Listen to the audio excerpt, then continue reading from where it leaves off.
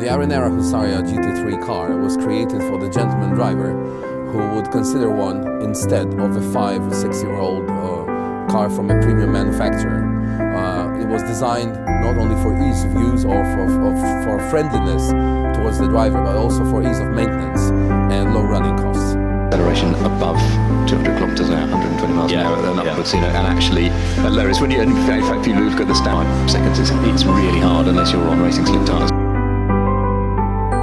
As far as I know, no Polish citizen has ever raced at Brooklands, but this being the oldest track in Europe, built in 1907, it was home to the exploits of Count Louis Zborowski, who claimed to have Polish blood, and who was the creator of the first aero-engined racing car in the world, GT Bang Bang. The GT Bang Bang car was premiered here on the Brooklands banking in 1920, and it ran at very high speed, surprising everyone.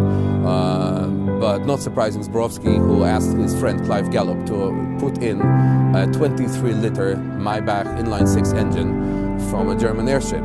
The car was 4.5 tons, and the way it ran here, it paved the way for a different kind of racing car that was to appear all the way up to the 1930s, a racing special with an aviation engine in it. Right, so it's slightly academic, apart from, you know, apart from it's a fascinating machine up on the screen there that I know nothing about, the Arrinera, which had a problem this morning, but has now completed a run. Zborowski, as a teenager, inherited a huge fortune from his father, who died in 1903 in a racing accident, and he himself was a world-class driver.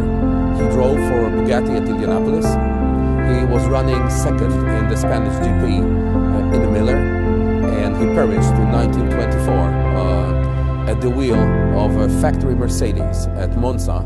He died on the banking on an oil slick while running third in the Italian Grand Prix. And to top it all, he was friends with a gentleman called Bamford and Martin, who were trying to launch the Aston Martin racing car, and he helped them by racing it extensively, including at Chelsea Walsh. He also drove it on snow. Being Polish, that was no difficulty. And he lent them money to start production of the car.